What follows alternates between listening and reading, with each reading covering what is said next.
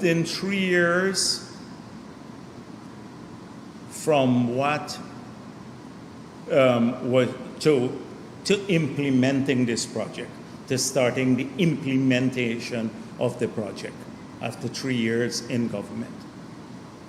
Every single project that you have seen there, if you go back to the National Development Strategy, which was done in the 90s, and as I said before, there were 7 volumes with over 3,000 pages of documentation done for that strategy. The bridge across the river at Wismar was listed. The road to Brazil was listed. The 4-lane highway parallel to the road on the east bank going up to Soesdijk was listed there. The new bridge across the Demerara River right here, crossing over to Region 3, was part of the plan. So if you're talking about documented strategy or intention, you'd have no such comparable document from APNU. These were a long part of the planning process. So how did APNU try to get bridges developed? First of all, we know that Mr. Patterson is before the court today. He was charged for a study that was done on the crossing here between Region 4 and Region 3. And why was he charged for this and now facing a corruption charge and before the court? That there was an open bid, the bid was annulled,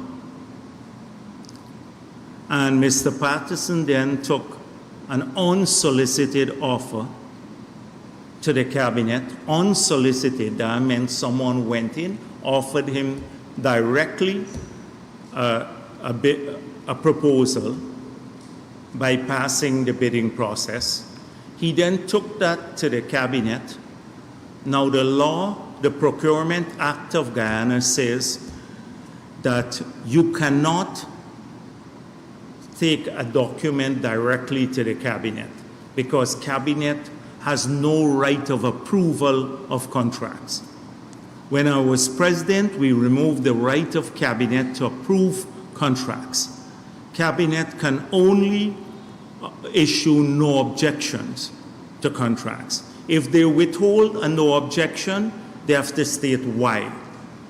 If they withhold it, they can't then say, let's award this to the next bidder. They have to then send it back to the tender board. So that's the law of the country. He bypassed that process, illegally took the proposal to the cabinet. Cabinet awarded the contract illegally. Then they took money from the Harbor Bridge account and funded the project.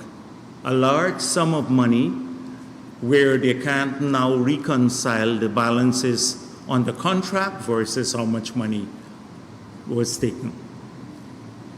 He's charged before the court. We never got to the point of even awarding the bridge. This was a study for a 3-lane bridge here coming into Georgetown that would have been still opening.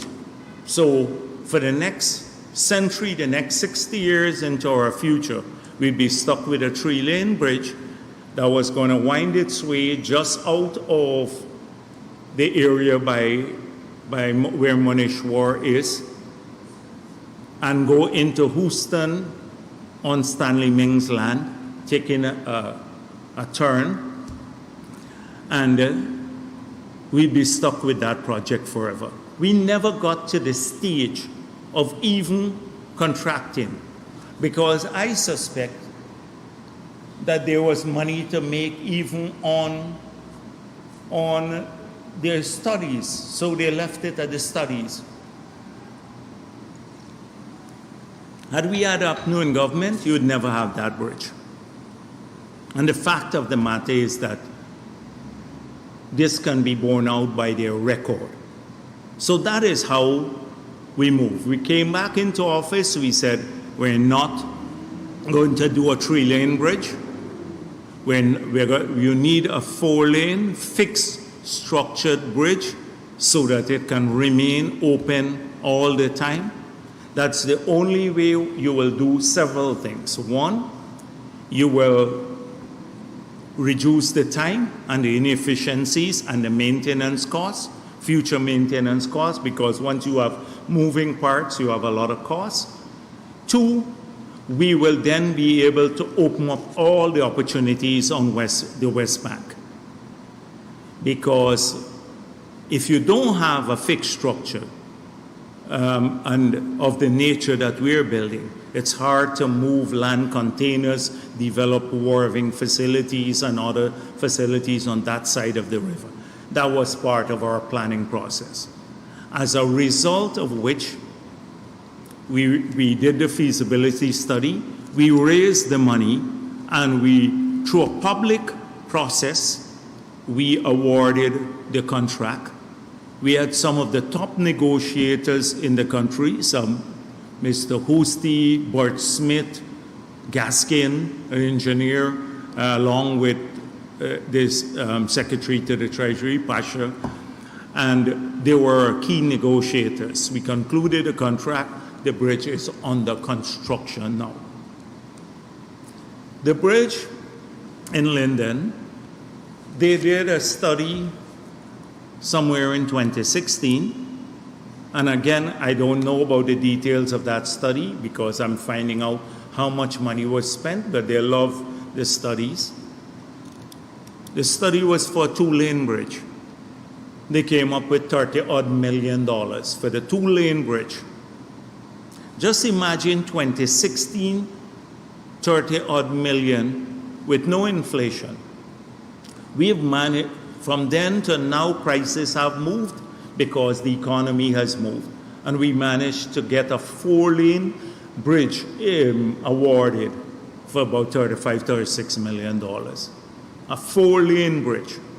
They had a 2-lane bridge for over 30 million in 2016, a study, just the study.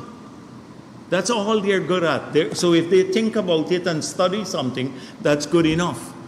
That's not the nature of the People's Progressive Party.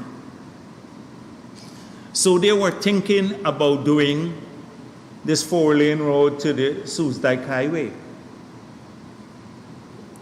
What was holding them back? In 3 years, we've completed the 4-lane road from Georgetown to Diamond. That has brought ease to traffic, large numbers of people. An award has already been made to Busby Dam, and this year we're going to award the remaining part to Soesdijk. So this is crucial for us. So what is a little irksome though is that they believe that people,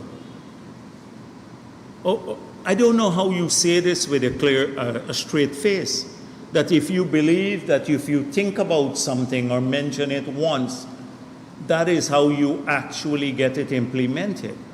And so I want to come to the Stabroek News editorial called Skeldon 2.0. Because I think the same affliction, the same warped concept of how projects are done reside in the person who wrote this editorial, as it is in APNU. That somehow a project is done by an announcement. The announcement by the president comes at the end of the project preparation. But what it takes to get to that announcement is a lot of hard work that often governments or politicians are not prepared to put in. So how did we get to some of these projects? And that's very important to us. You can make all sorts of promises. So the Skeldon 2.0, this editorial, says a couple of things. The government is doing projects, a few of these projects, but almost all are delayed. So they said, another among these pointed out by Minister Edgehills are Cemetery Road and Conversation Tree expansion projects. So it's true, these projects are delayed. But projects, and they blame the government for the delay. It's true that projects can be delayed, but for what reasons? Sometimes there are real reasons: shortage of material, difficulty in working in environments where you have to work along with traffic flow. But they don't see anything good in the projects themselves. They're concerned about, it's delayed for 5 months or 4 months, and therefore the government is to be blamed. Buying into the line of APNU, which stands on the sideline and only gripes and complains. But I want to say to you that if APNU was in power, you probably wouldn't have had the expansion of the Cemetery Road. They would do a study on it, yes, or think about it. But it would have never been done. And since it wouldn't have been done, it wouldn't have been delayed.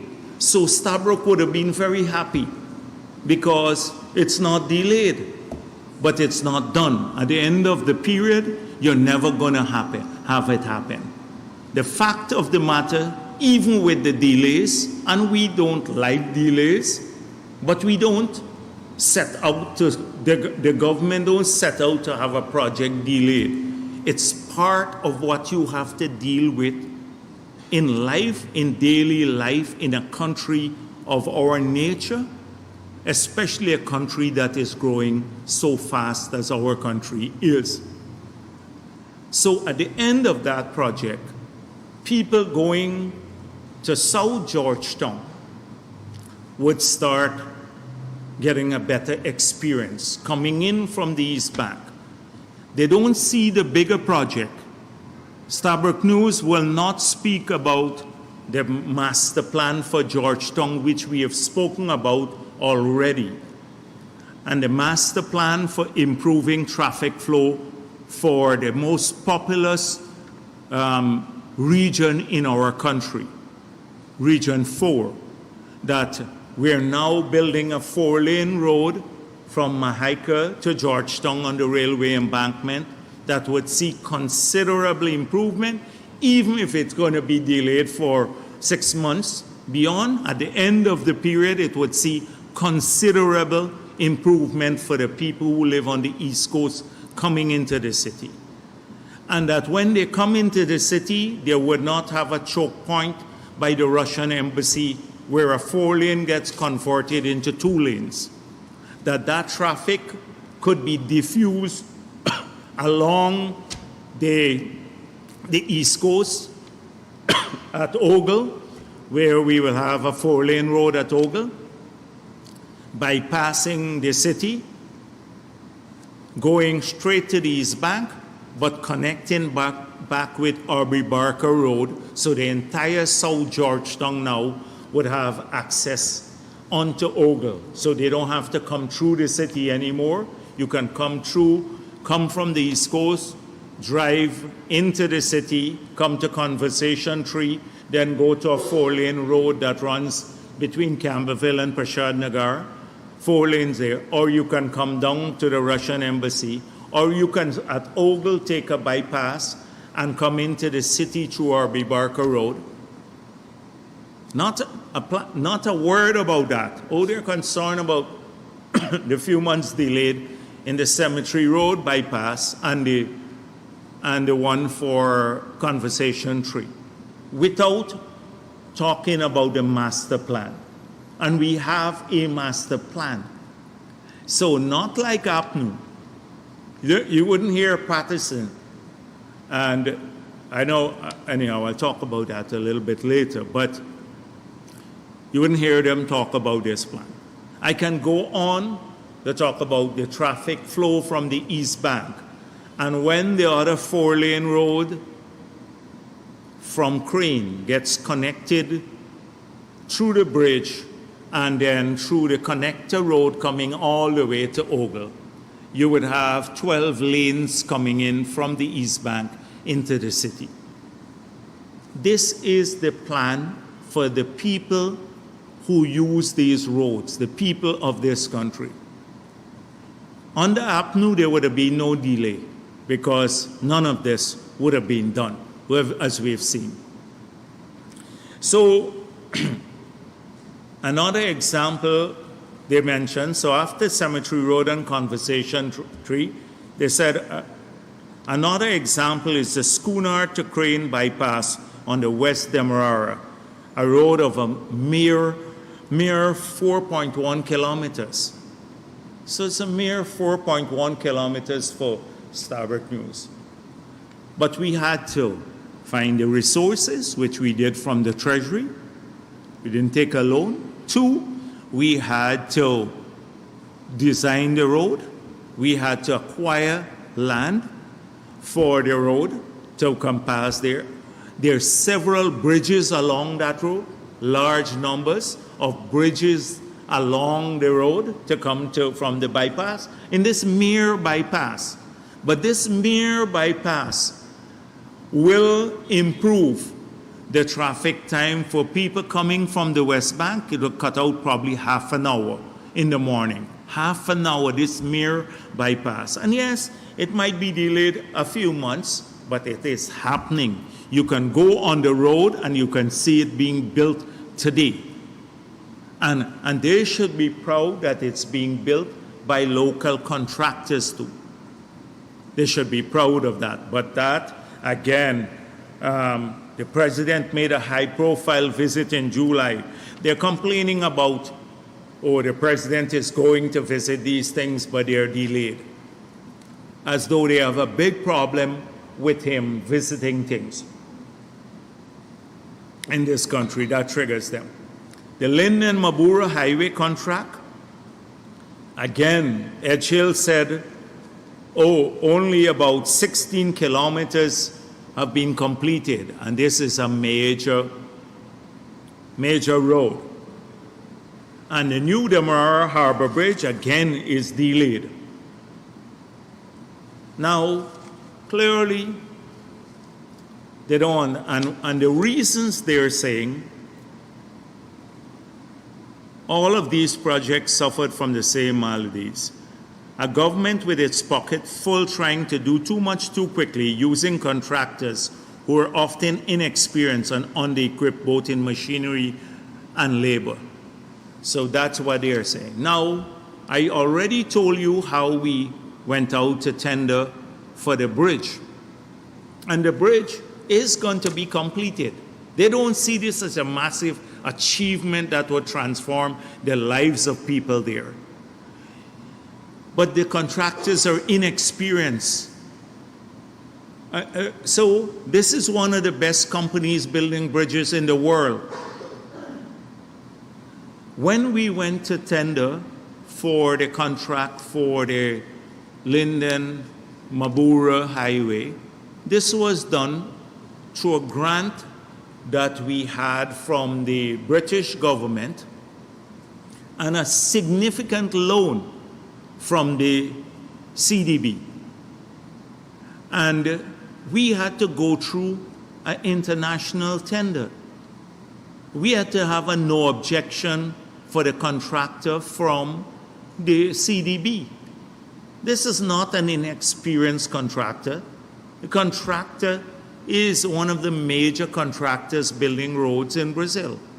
So again, they have it wrong. They have it wrong there.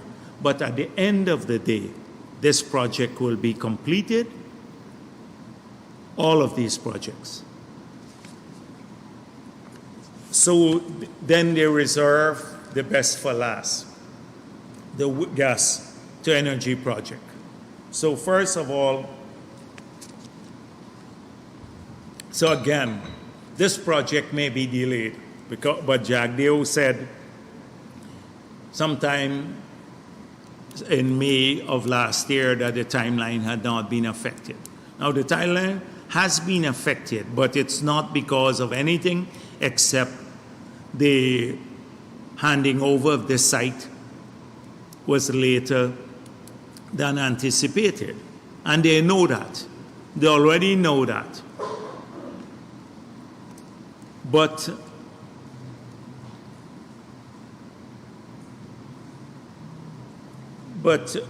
they said here that as for now, as for how much we'll pay for electricity in 2021, when Mr. Jagdeo was selling the project, he had claimed the price per kilowatt per hour of electricity could be reduced by about 80% when the project comes on stream. His tariff promise has since been quietly revised to 50% of the current level. So again, a falsehood. I said that the price per generation, that's what could support even if a 80% reduction in tariffs, because we were at that time generating power maybe at 22 cents per kilowatt hour, and we were going to generate power here at maximum between 4 to 6 cents per kilowatt hour. At that time, we were still working on the project. We have now recognized we'll generate power at 4 cents per kilowatt hour. But their transmission cost to GPL. So we said we will sell power at 11 cents per kilowatt hour. GPL will make a significant profit from selling this power. The consumers in Guyana will see their bill being cut by 50%, and they will save over $100 million US per annum, or $20 billion. There's been no changing of the numbers. The 80% that I'm talking about is because we will reduce generation costs by more than 80%. It doesn't mean we're going to lower the tariff by 80%. We are lowering the tariff by 50% because GPL has additional costs outside of the generation costs, which is transmission costs. There are two things, but again, a total, making it seem as though we are lying on the project, total falsehood, and saying that the delay could come about because we can't raise the money. It's rather hard to see how the project could be completed on time when the $660 million from the US Exim Bank has not been approved.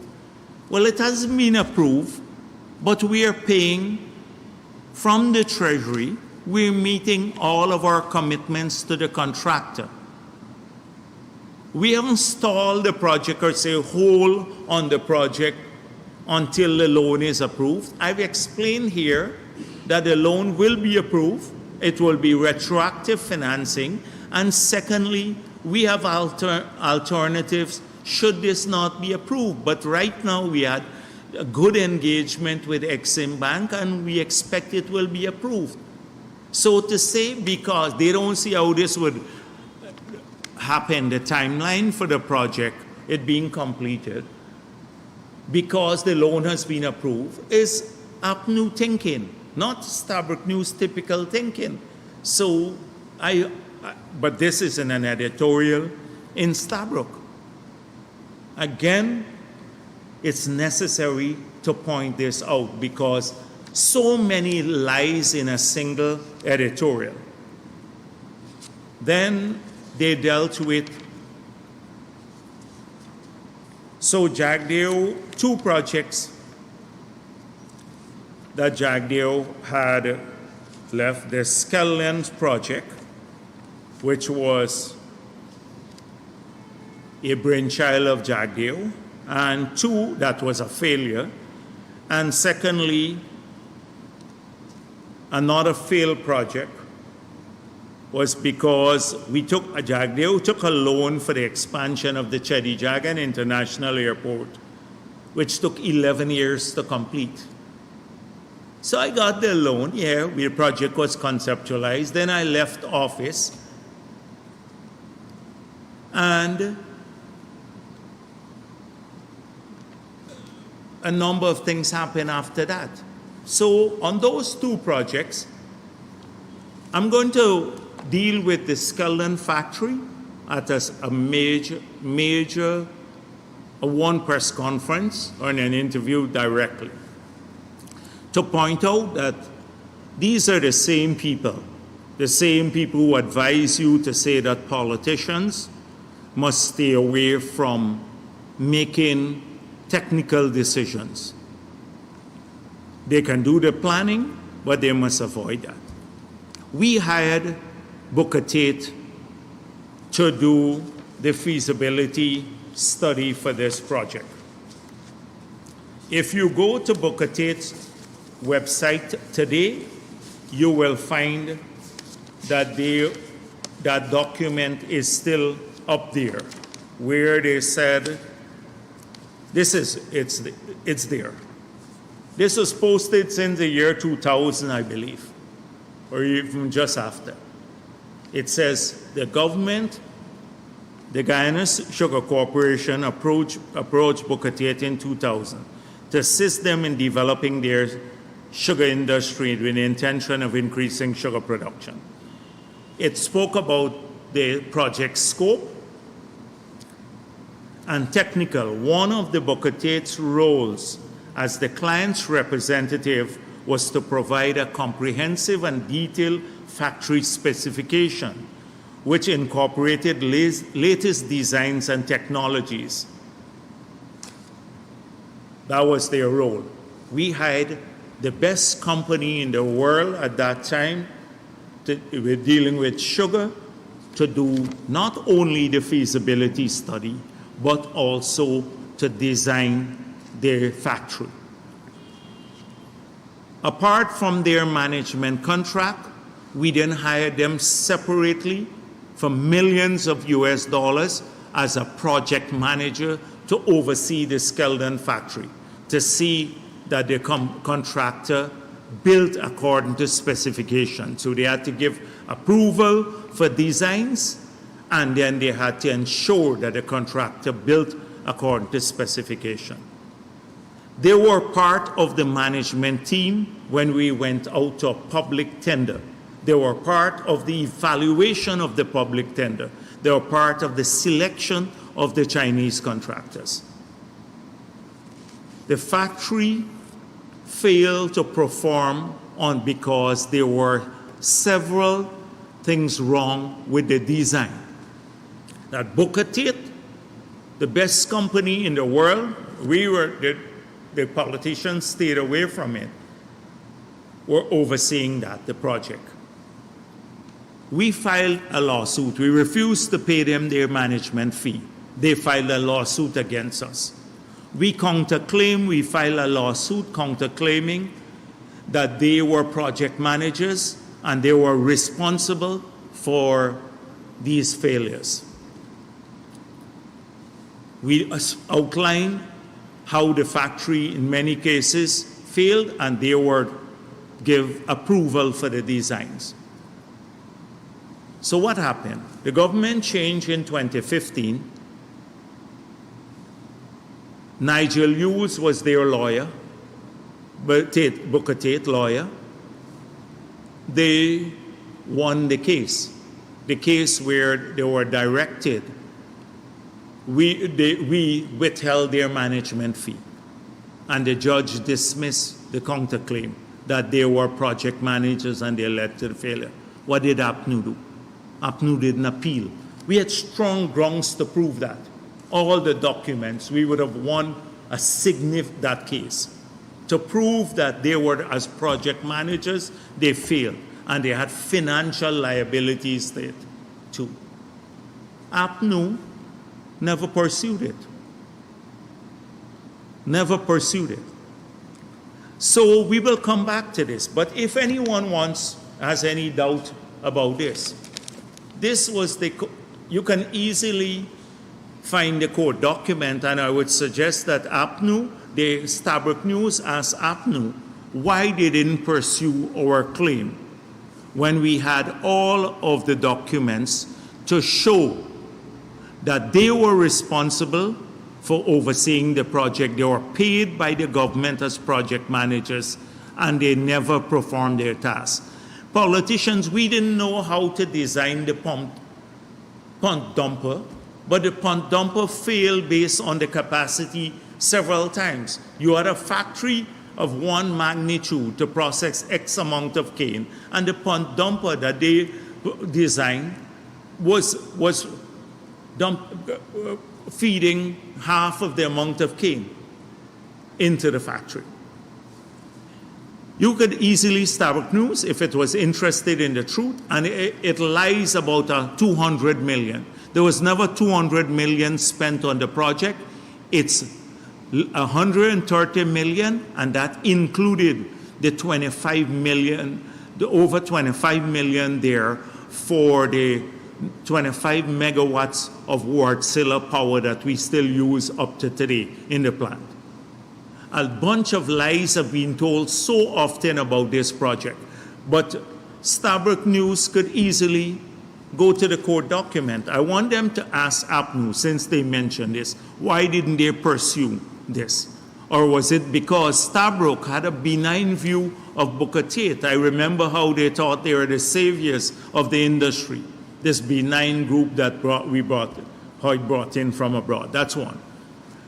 They asked why 11 years later, after Jagdeo signed the loan, the airport has not been completed. But they forgot that APNU was there for 5 years.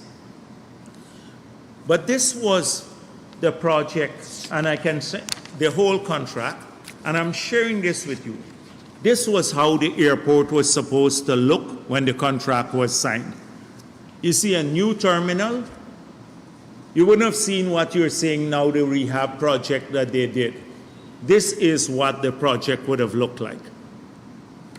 And this is how you would have had 8 air bridges like this. This is what we paid for as part of the contract when I left, that was negotiated and signed.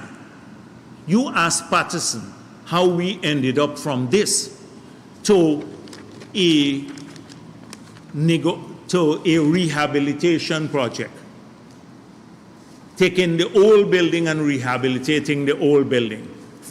We paid for a new building, a massive building with 8 areas, 8 air bridges, a new apron, a new highway, runway. Why don't they ask Patterson how it got to this? And when we got back into office, we refused to accept the airport. We refused to accept it, what APNU had done. And as a result of that, they're working now on improving the entire facade of the airport and also adding 2 new air bridges for the airport at their own cost, because we refuse to accept it. So you should ask Patterson, the same man who is lying on Norton. I think I saw the big thing about this reshuffle. And I wonder what's this shadow reshuffle. Because a lot of the people are waste moving to another waste position. It's just really, they're not going to make any difference. It's hopeless people moving to another portfolio. But in Patterson's case, he wants to play the victim. Oh, I spoke about some ring fencing, and I gave an interview on ring fencing, and I believe I might be victimized because of this by Norton and placed in Public Works. He should thank Norton for still putting him at Public Works. Actually, I'm just thinking, if I place myself in Norton's position, this is a hard thing to do, and I just cringed when I said it. But like,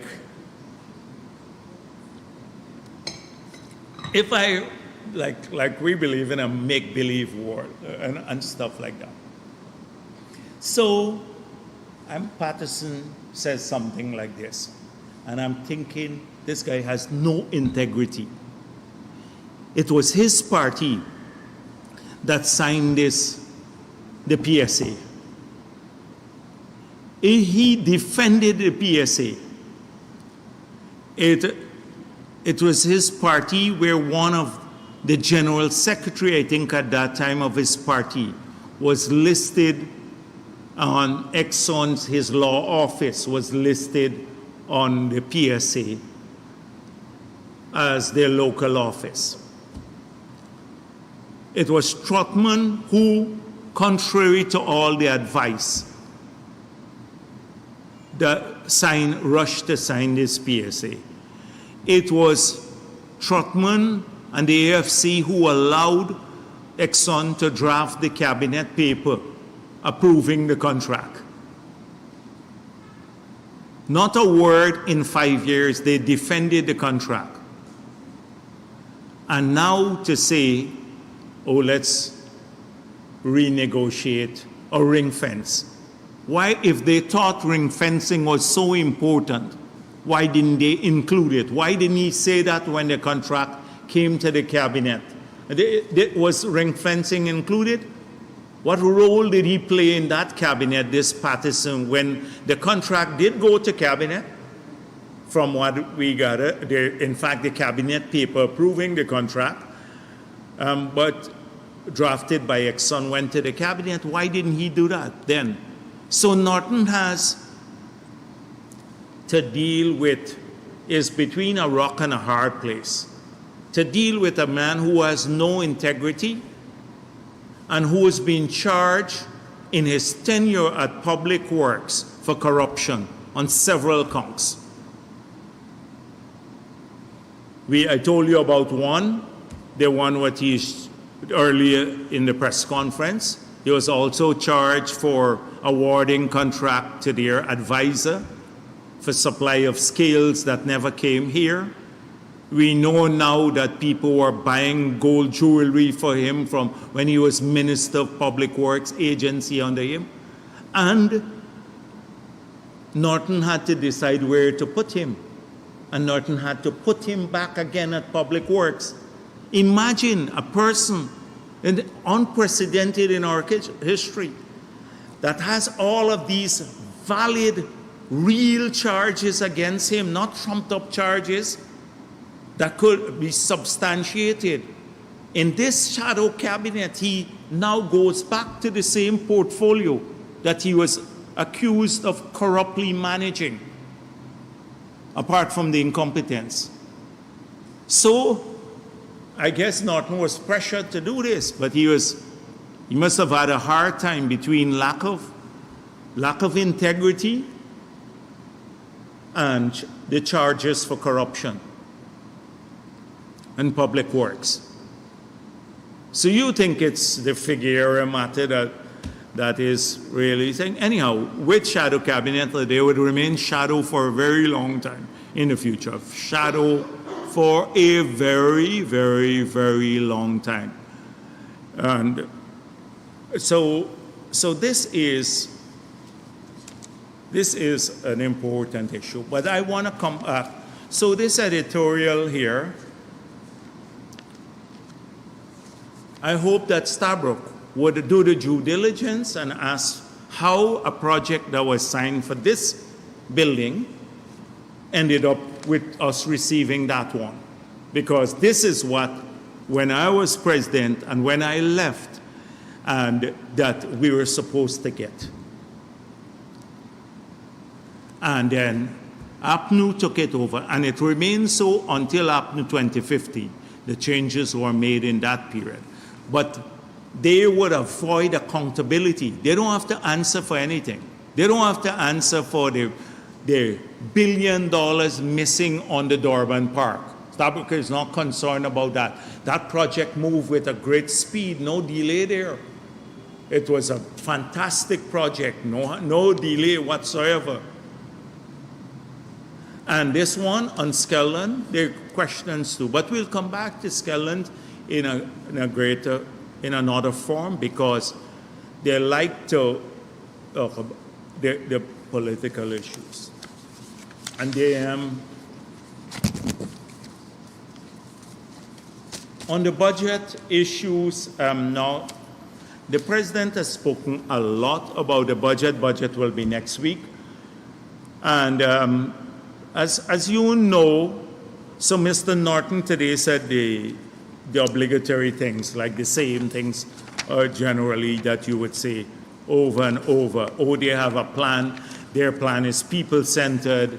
Or they're going to do more on everything under the sun. Everything under the sun. But his great financial wizard, must be whispering in his ears that he could do all of these things without regard for accountability or long-term planning. I've gone through that many times. We have a different approach to managing the affairs of the country, one that is planned and well thought out. So clearly you are going to see the continuation of infrastructure, as we said before, of different nature. You're going to see economic infrastructure continuing, projects that will expand our productive capacity. You will see support for industries. You will see social infrastructure, that's community roads, health centers, the health facilities, education facilities, recreational facilities, large amounts being done in the communities themselves. You will see more help to vulnerable groups, significant support to children, women, elderly. There are specific initiatives that would tackle those in a major way that you will see. You're going to continue to see support for job creation and expansion of job creation. So I'm not going to get into specifics because a lot have been mentioned, things that are ongoing by the president, and the Minister of Finance will get into the details of that. But I can just assure you that Monday will continue to support the same progressive annual accumulation of wealth and welfare to the citizens of the country that we've embarked upon since we reassumed office. So it will be supported there. I'm tempted to just end it there because there are lots of other things, but today I'm going to end it short. So thank you very much. Yeah, sure.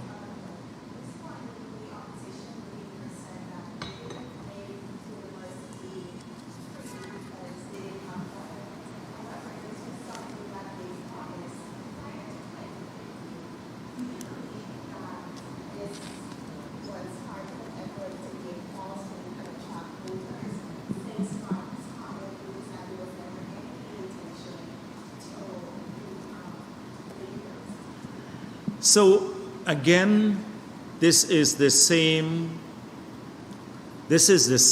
issue. I think what the young lady is saying is that Norton said they promised free education before university education before 2015. Now, if you look at the promises, that's why I wanted to go through today some of the promises that they made again, but I think people are going to stone me to say, oh, you've spoken about this so many times. But if you go through the promises, you would see that most of the promises they made in 2015, they didn't keep. That's why we campaigned in the local government elections on promises that they're untrustworthy. That's the word you associate with APNU, untrustworthy. You can never believe anything they say. They will say things that sound good to people, conveniently. Patterson now talking about ring fencing. Trotman now talking about renegotiating contract. Now talking about helping children. Now concerned about pensioners. Now concerned about water, health care. When they had the opportunity to do it, nothing. They didn't do it. That was not their priority. Talking about giving land to house lots to people. Now they're concerned about it. They're concerned about everything under the sun now. So in the similar vein that I've dealt with, the Linden Road, they were thinking about doing the Linden Road, paving the Linden Road. Well, they were thinking about doing it, but it's in 2023 that we got a loan to do it. And we have already pre-qualified the contractors, and we're waiting to open now the final bids. The bids would come in from the pre-qualified contractors, so we will actually pave the road this year. They were thinking about doing it. This was their stronghold going up to Linden. They thought about it, but that's the end of the matter.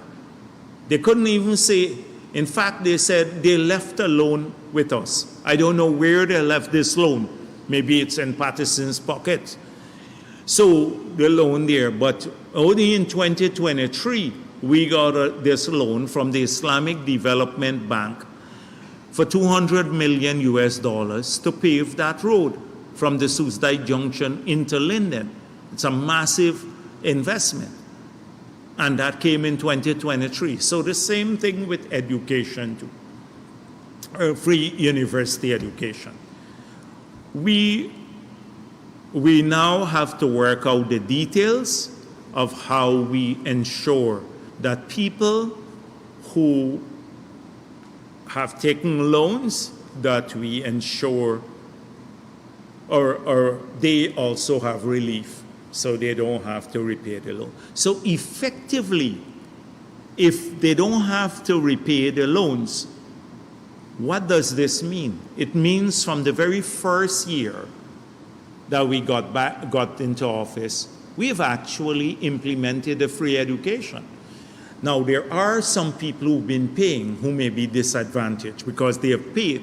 But for those who have not paid, you have effectively or given them the free education because they're not going to pay their loans. So it has a retroactive application. And we had to do that because financially we knew that we were progressing. So by the outer years in the 5-year term, that's why we promised within 5 years we'd be able to make the cash injection into the university, having dealt with people who had acquired loans and are required to repay it, getting them relief before. So it is a studied policy. We don't do things because of just off the top of our head. And so effectively, the policy has been in place because the moment we decided that we're going to make this retroactive by not or giving a waiver for those who have not paid and who have served our country, then you've effectively implemented the policy of free education. And that apart, so he talks a lot about that, but apart from doing that, we have 20-something thousand people who have a scholarship from the government too. I don't hear him talking much about that. Did he promise that too? If they promise free scholarships to everyone, how come only the ministers and their families got scholarship in the 5 years period? And you don't want me to list the ministers again and their families. Large sums of money. One minister's children got $30 million. Just imagine $30 million for a single and the minister, two kids, and they were not Guyana scholars. They were not Guyana scholars. So Guyana scholars, that's a different thing. The achievement when people do well should pay whatever. But how many students could have gone to UG? What's the annual fee like? Well, APNU raised it. APNU actually raised the fees in the 5 years. So APNU raised university fees in the 5 years. That's an inconvenient truth to Norton too.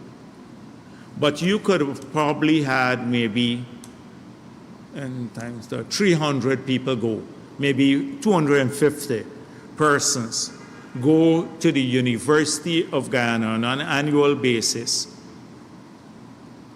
get a scholarship for the same price that 2 kids from one minister got, who are now Guyana scholars. That was APNU's record. So it's pure nonsense, but they're worried about the impact of it on people.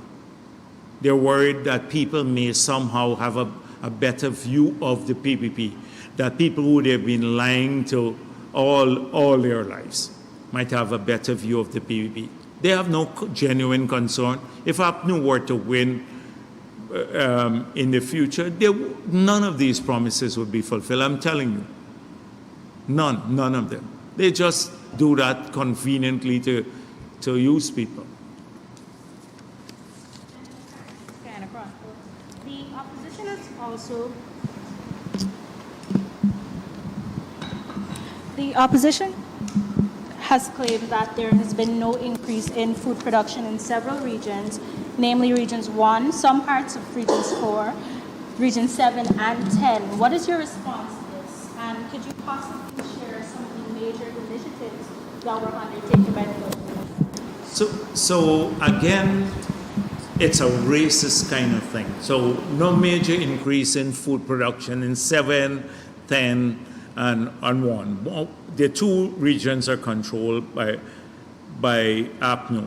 The thing is that we've supported more agricultural initiatives in 10, in 7, and 1 that APNU ever supported anywhere in the country. That's a fact, the first fact, that we've supported more agricultural initiatives. You talk to people in the Berbice River, in the Demerara River, or Linden itself properly, the support on D&I and agriculture.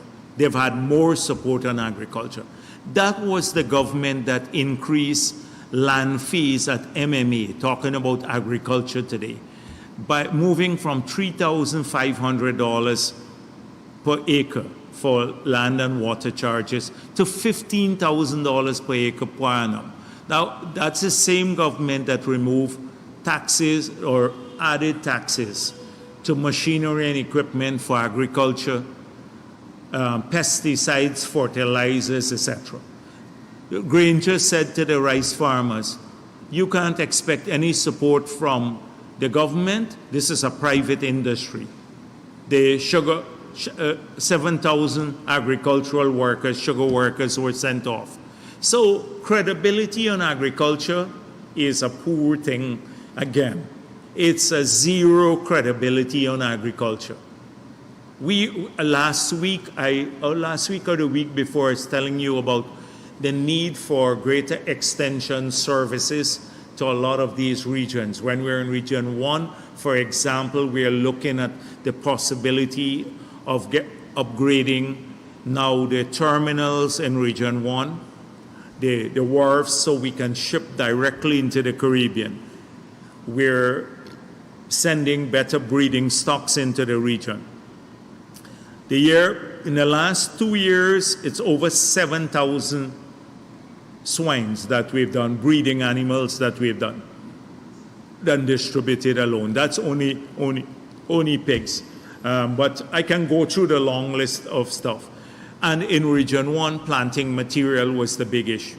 Suckers and stuff like that when we went underground. So you have to work with the local communities.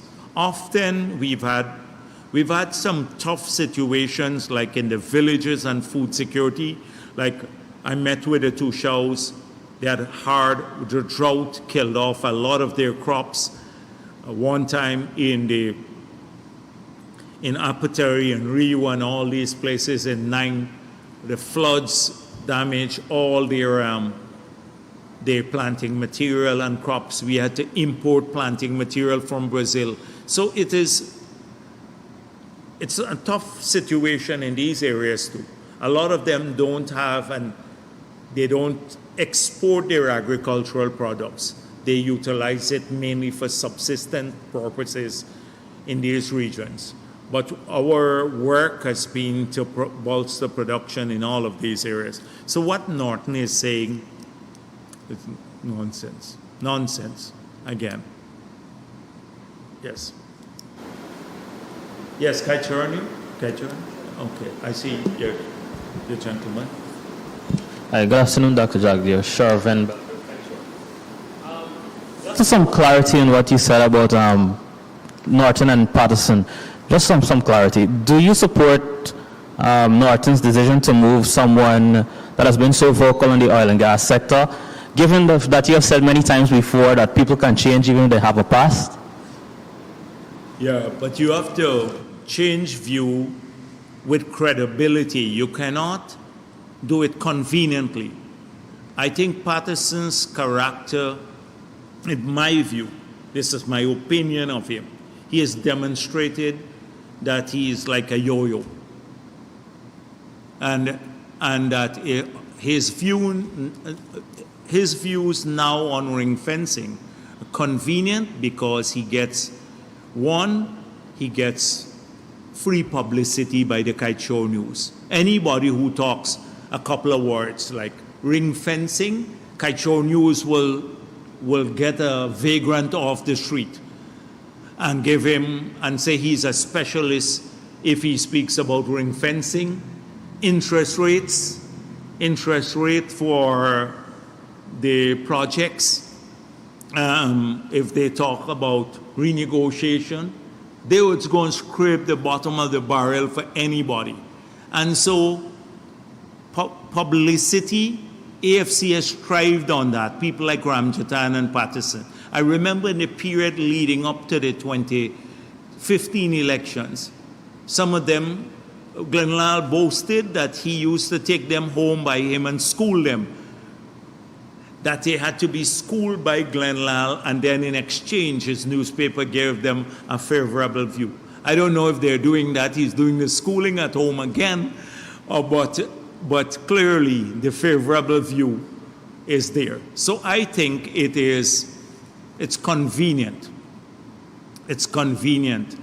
He has no credibility in doing so. So people can change views credibly so, but he can't do it. My second question, the government has been handing out grants and so forth last year and has, as you have said in past, doing its best to reduce poverty in the country. But there's still some folks who experience poverty. Recently in an interview on Kaichou Radio, one man said his child had to walk 1 mile from his home in Vigilance North to his primary school, and also had to, help sell some stuff to make ends meet.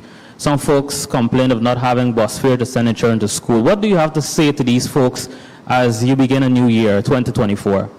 So, you recall when I spoke of this matter here, because the Kaichou News has been framing this. We're an oil-rich country now, yet we have poor people. We are a rich country, but we have poor people. we're collecting remittances from abroad to feed ourselves, and we are a rich country. So when I dealt with this matter, I explained that if we work hard, we will get wealthier. We'd be able to end unemployment in Guyana totally.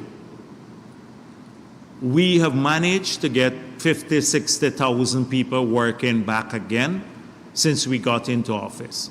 But we still have pockets of unemployment in a country that has started producing oil, just started now, in infancy stage of production.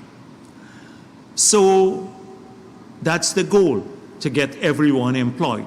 And this is why I explained to you further that we haven't had the mass immigration before, because people will say, how come you're allowing like mass immigration of workers here and we still have people who are unemployed? So we have to have a nuanced policy on immigration to allow some of the workers for big projects so they don't compete with the labor, like in Region 4, where we already have scarce labor. So I explained that. I explained that we still have pockets of poverty in the country. We never claim we've eliminated that totally. We never claimed that. But where have we come from over the years? The Ramprakash study said in the 80s, 87% of our people was living below the poverty line. Today, that figure has come down significantly. And because of our work. So we continue to work towards this as a goal. And that is why we believe that we must do a number of things, that poor people need good quality education, they need access to education to get out of poverty. Free education at the university, the online program, the oil and gas training college that we're building. We're saying now, if you want a job in healthcare or to go for training, anybody, we will take you in and train you. So training opportunities so people can get a skill, and that's the first way of getting out of poverty. 2, getting a job so they can get more. So we are working at creating more jobs. Where we haven't succeeded immediately in getting full-time jobs, we're putting part-time jobs, but it's making a big difference to the lives of those people if you talk to them who are getting the part-time jobs. Single mothers, etc. We have 85% of the 15,000 people on the part-time jobs are women. So it's making a difference to them at that level. 3rd, healthcare. We're expanding healthcare so people don't have to pay, or it's getting cheaper, better quality care. So our aim now to do a CT scan in a public hospital, in all the hospitals that we're building, the 12 hospitals, would obviate the need for someone to come from, say, Essequibo to do a CT scan in Georgetown, and they wouldn't have to pay for it. Now, most likely, they would have to pay for it. That's why investment in that area, too. So it's not just about one thing. And low-income housing. When people have access to a plot of land, it costs us now maybe 4 times more than we're selling the plot of land for to develop it. But it's a transfer of wealth from the treasury to these individuals, Guyanese individuals, and a lot of them poor. So we're tackling this comprehensively. When we decided to increase, and you're going to see some of the initiatives in the budget this year too, supporting that view. That's why the children grant. Now we know that when this issue of buses came about, Granger, and he had 12 buses or whatever, 30 buses, and put his name. It was only for a few areas. They discontinue the grant, the $10,000 grant. we pointed out that in the 5 years, at 1.6 billion, if they kept it at 10,000, that's $8 billion that would have been transferred to the pockets of the children to help people with things like transportation, etc. So now it's 8.6 billion per year. It will go to about over 10 billion maybe this year. So imagine 10 billion per year going to the parents, every school child, to assist with things like transport. It's not to cover it totally, but to assist. That is how we are tackling this, by giving back to the children of our country. They had zero under APNU for all the 5 years. They're going to get about 10 billion per year now. Every year. So that helps them back. So that's what I said. But if they're 1 mile is tough to walk for a child, depending on the age. But I've seen going into the hinterland. I'm just driving from, I think we're campaigning, or no, it might be more recently, going into Matthews Ridge. So I came at the airport and I'm driving into Matthews Ridge, and I see these kids walking along this long, hot, dusty road. They walk for miles and miles to get to school, because in the indigenous communities, they live very far. And it's the commitment of these children that matters. And we have to do everything we can to alleviate it. We had kids who would paddle 4 miles to school because of where they live in the hinterland. Sometimes on the coast, we take things for granted too. We're close to educational institution and we complain. It's the commitment of the parents to send their kids because they want a better life. So it's not just government's responsibility, it's your responsibility. I know how poor families work. They sacrifice to get their kids good education and stuff like that. But if there any specific person who needs any help, we would help them. They can go in and seek help for their kids. We have a program like that. So if you know of any specific person who needs help, then, and the child can't go to school because they can't, they really need something, then we'd help that child to go to school too. But the overall policy is to tackle poverty.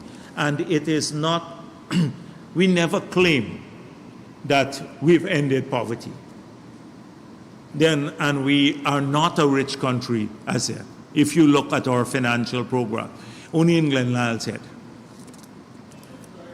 Yes. A question. President Ali had recently said in an interview, he had described the ongoing actions in Gaza as televised genocide. Given the depiction that he gave, should Guyana still continue diplomatic relations with Israel? So there are lots of countries around the world who have described the situation as genocide or nearing genocide, who have not withdrawn diplomatic ties with Israel. South Africa has filed a case before the ICJ claiming that they want provisional measures against Israel to prevent a genocide. South Africa only withdrew its diplomats from Israel. It has not had them for a while, but it withdrew its diplomat. We don't have diplomats accredited to Israel. So most countries have not taken the step of broken off diplomatic ties formally, but, well, not most, but some countries, but they have withdrawn diplomatic representation to that country. We don't have anyone. I confirmed again before today and with Todd, and we don't have any ties with anyone accredited to Israel. I suspect a number of countries may still be preserving diplomatic relations too with Israel, because Israel, I believe, needs to understand that the only way that they would have long-term security, which they should have too, within their own borders, if there is a two-state solution. And almost the entire world supports that, and I think that they have to continue through diplomatic as well as other channels, impress upon Israel that it should be open to the immediate discussion on this issue of a two-state solution.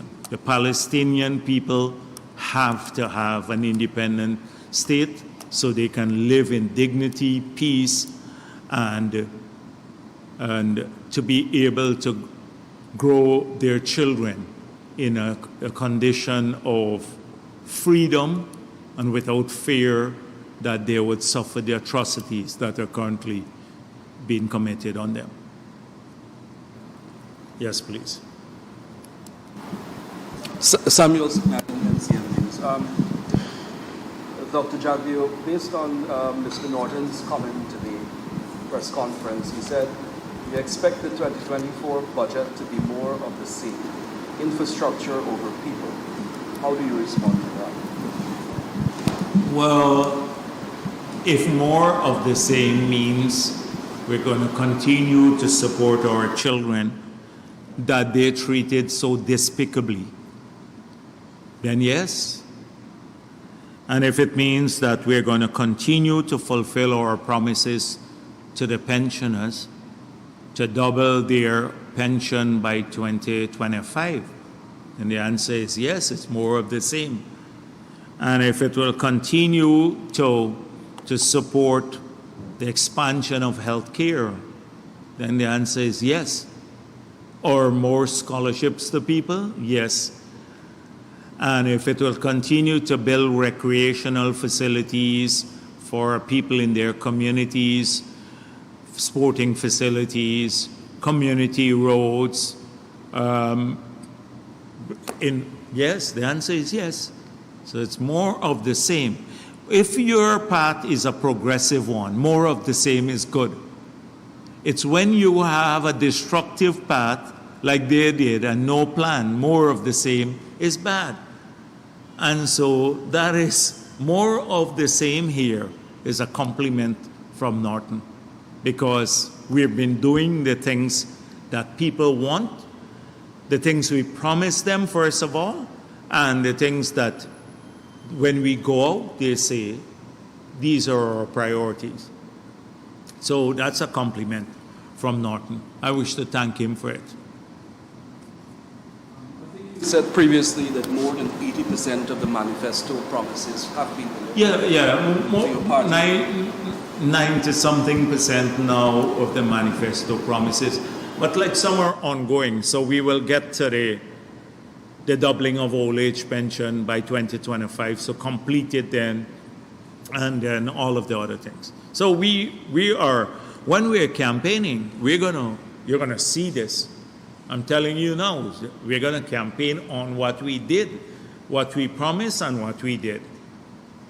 So even the cheaper electricity and the gas to energy project, Marcel, we'll campaign on that too. Mr. Broker is not too happy about that. So, yes, okay. Here and then Dennis. So I would like to ask about insurance. I'm kidding, not insurance. Insurance? I'm kidding. Kaitra News. Anyway, continuing with the budget. Okay, now I get you. The last few budgets were funded without any new taxes. Can you confirm that you're continuing along this line? And as General Secretary, is there any major thing that your party wanted that could not have been funded in this government, in this budget? And my second question is relating to this thing in Stabrook News about the shortage of equipment amongst contractors. This is something that Guyana Standard has heard about as well.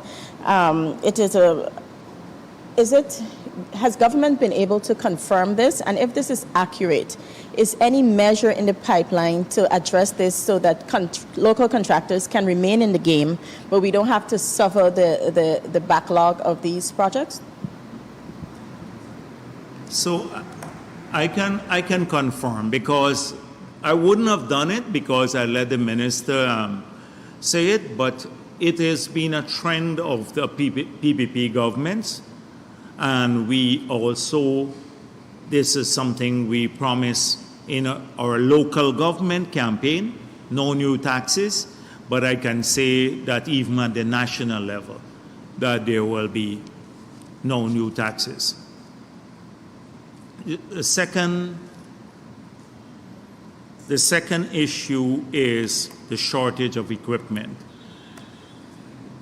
Now, I've spoken to people who have come here, large numbers of people, to say they bought a lot of equipment, they're tendering, they're not getting work.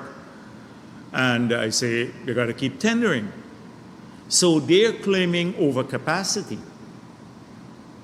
And so that is news to me. Now, equipment I'm talking about, equipment. So first of all, equipment. We have had, if you talk to Macor or anybody who's been importing the heavy-duty equipment or trucks or cranes, there was a time we didn't have a crane. Maybe now in 2020 we probably have one. Now we have about 14 cranes in the country that can put up high-rise buildings. Hundreds of new trucks, large numbers of new trucks have come in the country. The heavy-duty equipment, excavators, etc.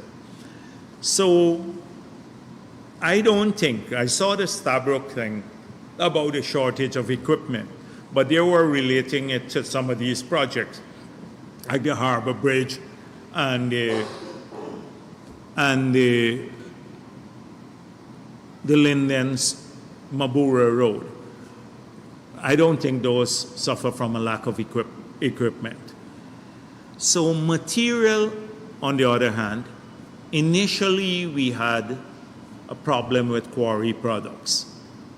And I explained that how the prices, a couple of weeks ago, how the prices had gone up.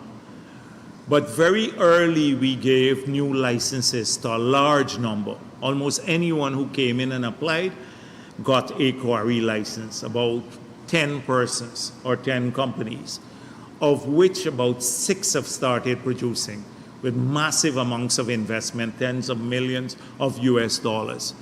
So even the Linden Mabura Road should have it easier because you have a lot of stone in those areas that could be crushed easily. And I know the supply has improved dramatically through imports and also local production, so much so that the prices have abated a bit. We still have big demand for sand and the increase in prices, but not a shortage as such. So I don't see this right now as a trend. Some people have, so some of the delays are, these are very complex projects too. Often when you're constructing, like if you're constructing the road, the Ogle Road to the bypass to get to the Eccles area, they have a particular technology where they have to, in 2 years, they have to prepare a soil and stabilize the soil so that the road doesn't shift and what is effectively a swamp. So if you go into these areas, they're laying, or even at the gas to energy project, thousands of wick drains with technology and a lot of these things. So don't underestimate the complexity of a lot of these big projects. So sometimes there are real issues. Shortage of labor is, in some cases, we've heard about shortage of labor.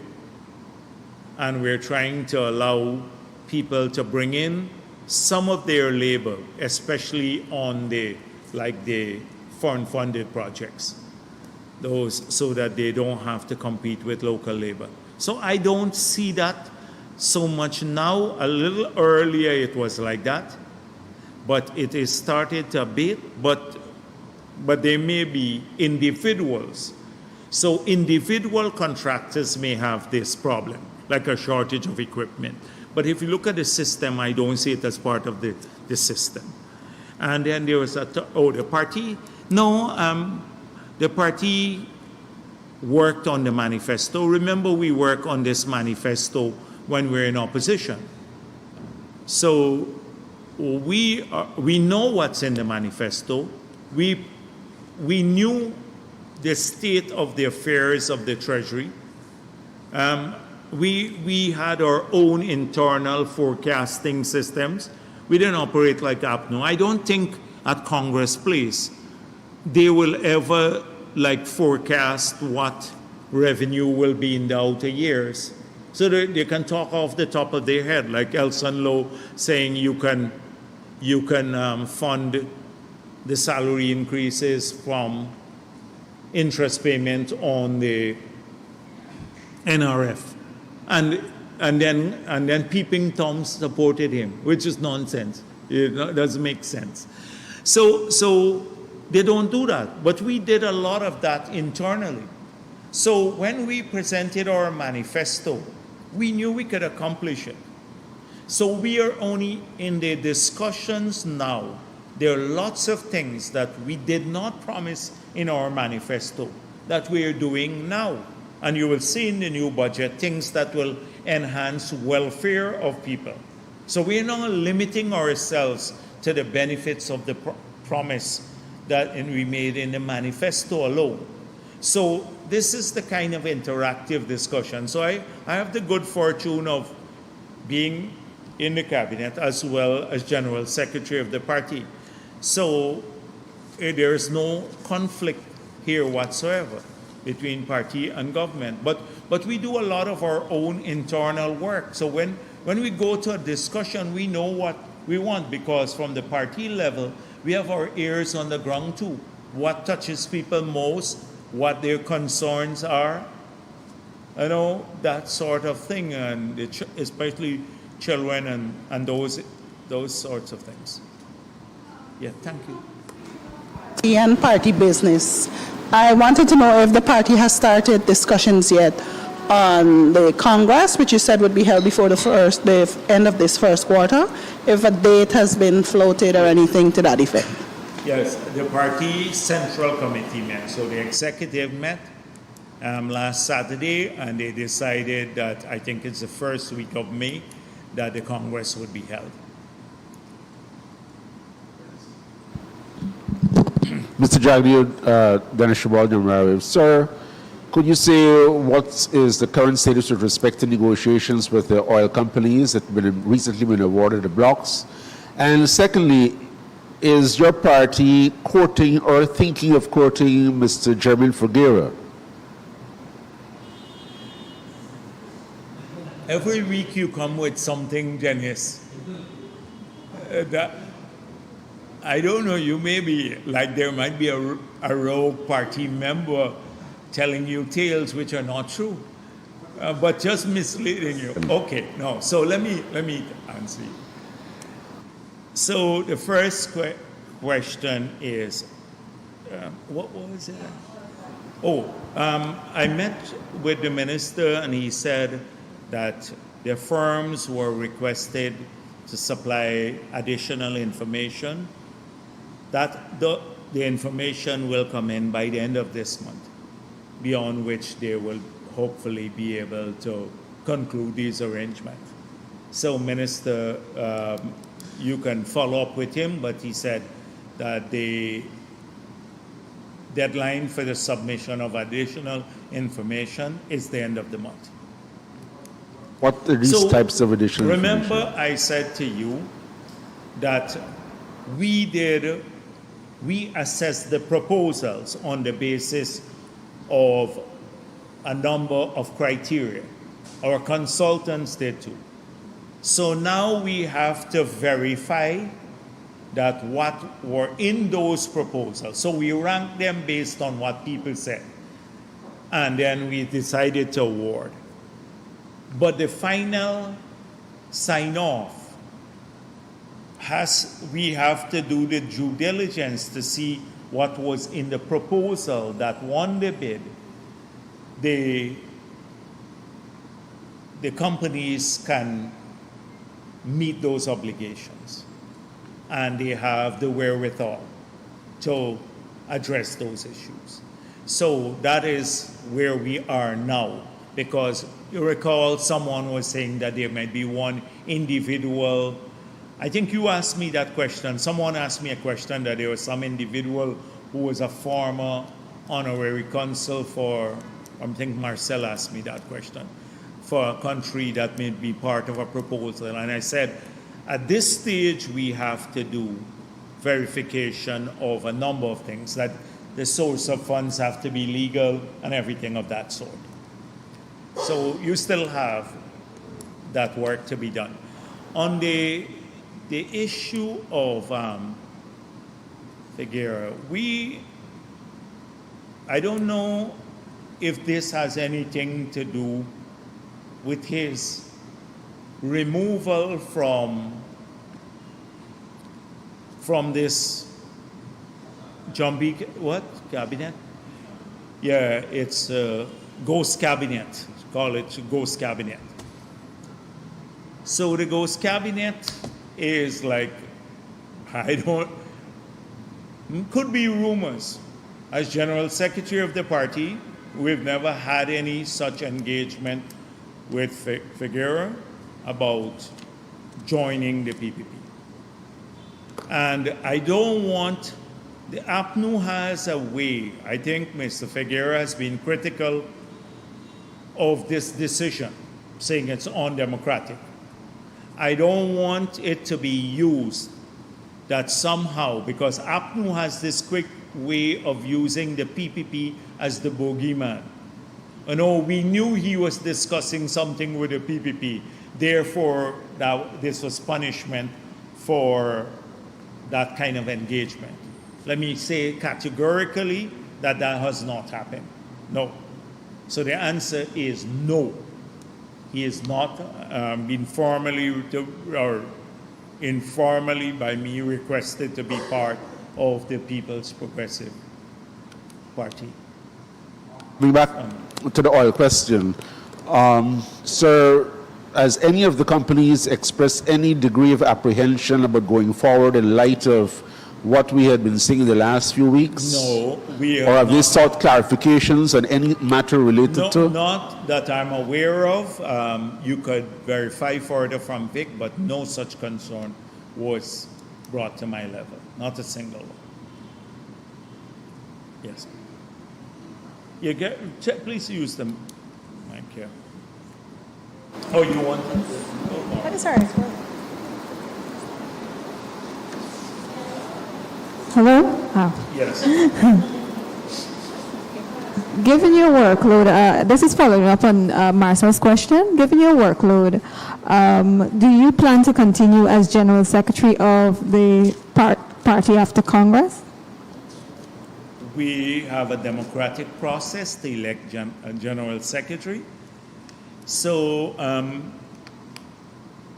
it would be presumptuous of me to say I will continue as General Secretary. It's like, I don't already determine. I'll decide whether I'll contest. I will contest at that time. I will decide I'll contest. But right now, I'm General Secretary until those elections are held. But it would be presumptuous to say I continue like, I own this party.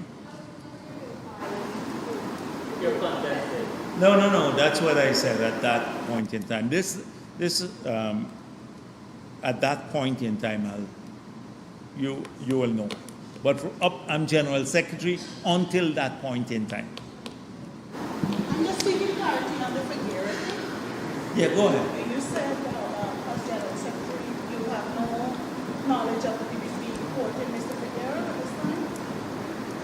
Yes. All right, just good afternoon. Kiana Wilbur, Kaiser News. 3 questions.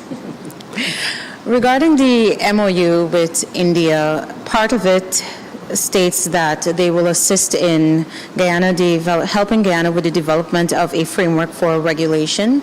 I was wondering if you can shed some light on that, given that the government is already in that direction. So what more do you expect them to bring to the table? Regarding gas, can you say what percentage of the Wales gas project is completed? And the project has the 2025 starting time, and in 2025 as well, we have another major project coming online, which is Yellowtail. The EIA for that project states that there's a lot of excess gas, and ExxonMobil has suggested that possibly Guyana can export or do another gas to energy project. Has government decided as yet with the gas strategy, what would be? Hold on a minute. So India, it's regulation. Yes. Yellowtail gas strategy again, right? Yes. So after the MOU aspect, I asked about the percentage of the Wales project that's completed, and what are the plans for the excess gas from Yellowtail, given that that also starts in 2025. I'll ask the other question after that. Okay. So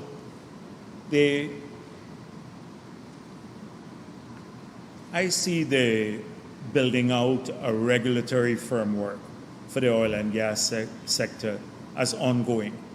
It involves drafting new pieces of legislation. So, for example, the Petroleum Activities Bill, we are now drafting regulations to those in several areas. You have to have environmental safety regulations, etc.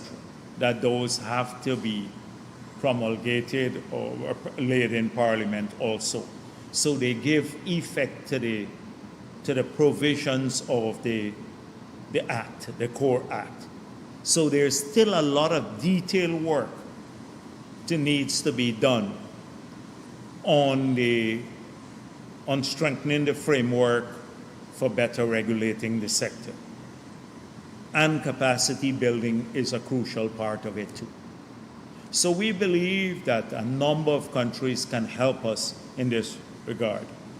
Whilst we have not determined a specific form of support from India yet, but they have a number of good, solid technical people who could be deployed at the EPA, in the ministry. But we're not limiting ourselves to help from India alone. We have accepted and received help from Ghana in the past on specific issues, Qatar, a number of countries that have capacity. So we don't see the MOU offer of help on regulation and the regulatory environment, creating the framework, that it conflicts with what we're doing. In fact, this is an ongoing task. It's not going to be completed immediately. And the gas strategy, the pipeline, I can't give you the exact percentage.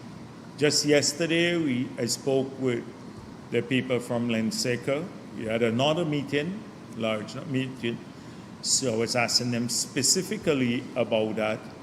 And they told me about the work that's being done on stabilizing the ensuring foundation, because you don't have to, you have to ensure that there's no movement, that the turbines that Starbuck News editorial said we don't have money for, they're already ordered and and they arrive here by April of next year. Thank you. That they'd arrive by April of next year.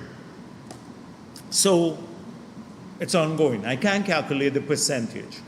So because some issues take more time and they're more complex, etc. But I know that the work is taking place in earnest from our side and from the contractor side, and they're optimistic that the project will be done safely, credibly, and come in within the reasonable timeline.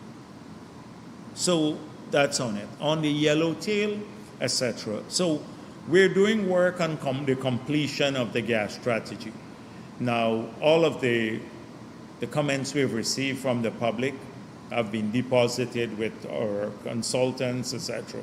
And they're working to expand that discussion paper that went out, basically. That will be completed at some point in time. With this week or next week, you're going to see the request for proposal along the lines that I explained last week, that we're not awaiting the completion of the overall gas strategy. We believe that a lot of these, the excess gas, in not just Yellowtail, but other places, that right now we need to bring in, we have demand for the full capacity of the pipeline, which is, depending on who assesses it, but between 120 to 130 million cubic per day. But so we're only bringing in 50. So Exxon has to give a commitment to find another 80 million cubic per day to put in that pipeline to bring in, which we can also monetize. So if we monetize that, the 80 million additional cubic, the project economics that I mentioned to you, where we could probably, for the liquids, repay almost the entire cost of the project, it would even shift even more dramatic in our favor, in a favorable fashion, if we can utilize all the gas. So definitely we're looking at this, and the discussions would have to entail how we utilize this gas. They would want, no doubt, to do reinjection. Yes, go ahead. You said at previous press conferences that on the matter of ring fencing, the government's position is that you will forego revenues now so that future projects will be fast-tracked. But what mechanisms, if it's the audit, for example, do you have in place to ensure, one, ExxonMobil is not abusing this privilege that the government is allowing them to have, for example, charging interest on the money that we're foregoing, or abusing us in some other type of manner? What is this something that you have your eyes on? Yes, because if it's going to fund the project, that means it's coming from the cost bank, from money that's not allocated as profit. So then you can't have an interest charge on it. There cannot be an interest charge on it. And so this is the purpose of the audit. The audits look at these things. As I conceded before, that this is all done in a ex post. But there is no interest to be charged on money coming out from the cost bank.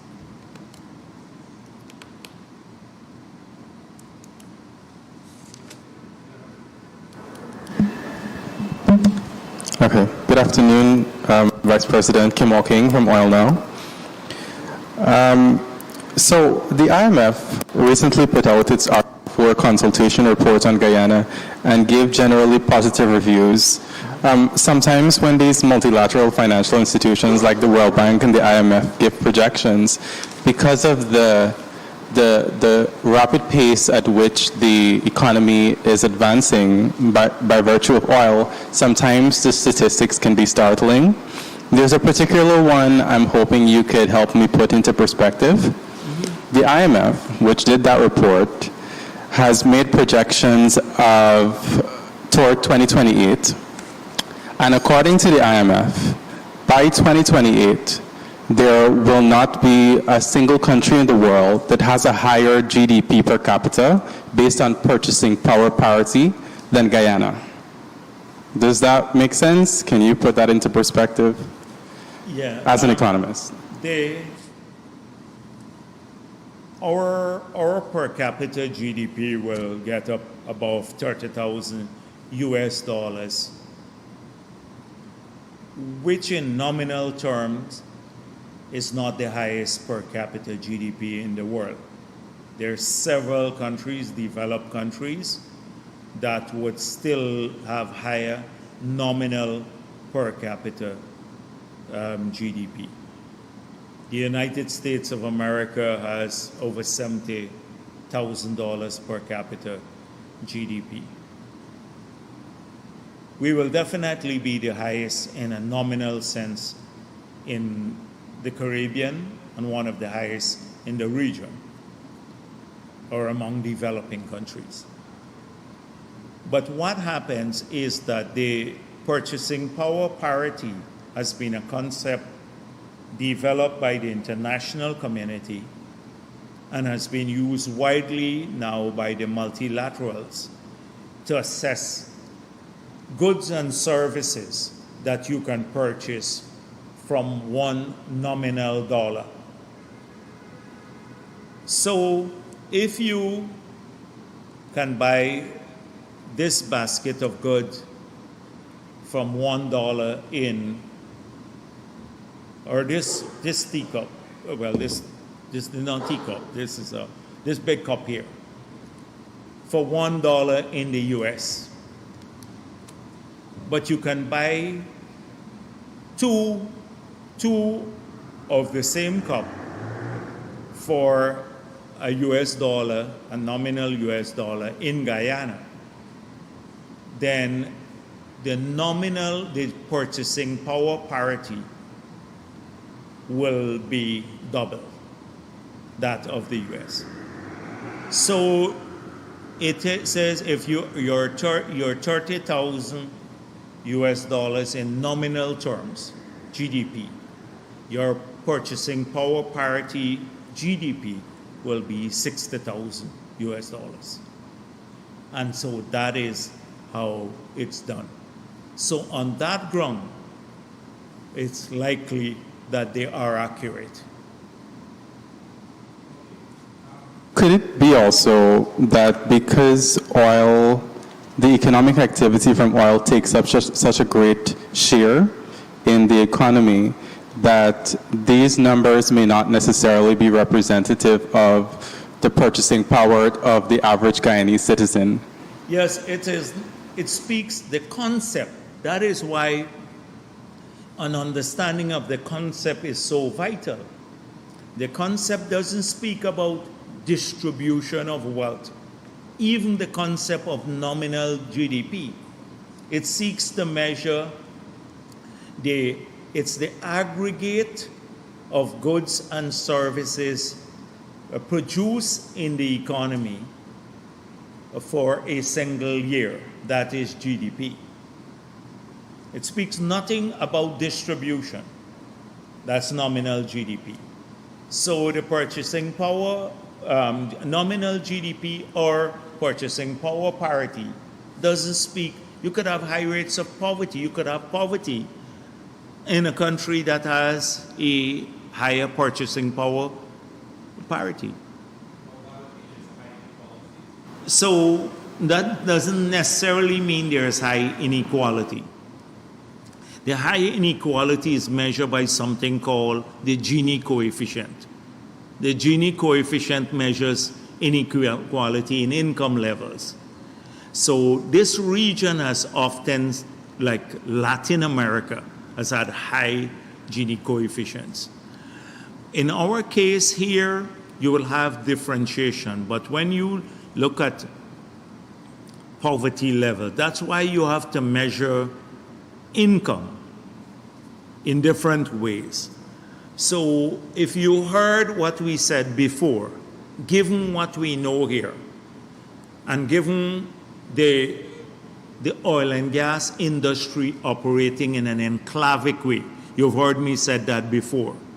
Enclavic meaning it's not fully integrated into our domestic economy, because the FPSOs come, they're offshore, the workers go offshore, produce oil offshore, the oil gets shipped to another country, then a financial flow arises there, and we're getting the residual net for some of the local services produced here. Now the oil, another sector, say agriculture, which is fully grounded here, operates in a more integrated fashion and has more spin-off benefits. So how have we sought to integrate this economy more with our local economy, or to remedy this, the enclavic nature? That is through the local content law. That is why we've been thinking this through, and the local content law forces them now to spend more, not through revenue stream to the treasury. That doesn't change because of the PSA. But what changes is their spending and the quantum of spending and in the local economy, because by law, they now have to buy or procure services, whether it's labor services or a whole range of other services and goods from locals. So that is how you make it more integrated and you balance some of the flows here.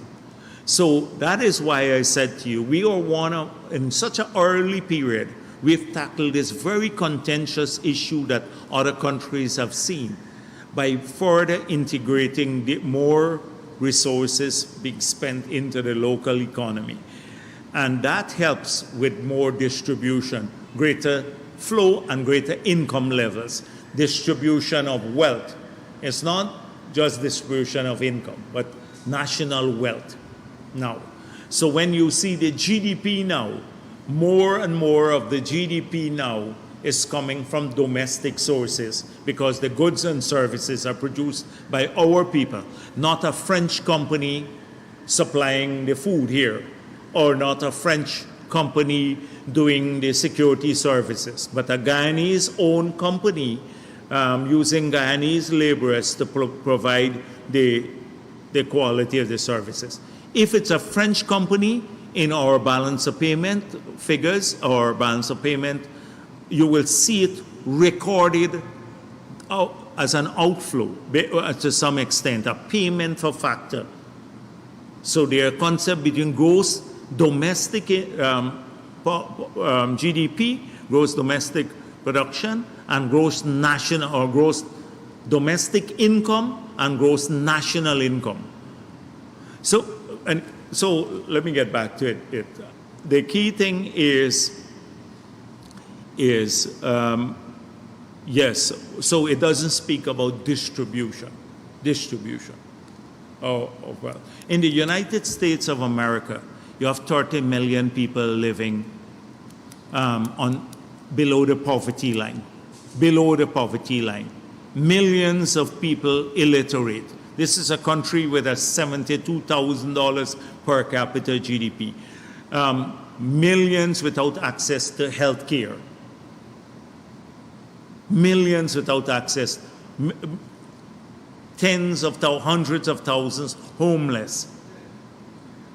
And then you had an epiphany there, or you just cough? Yeah. So and that's a country with a $72,000 per capita GDP. And that's in a nominal sense. Thank you.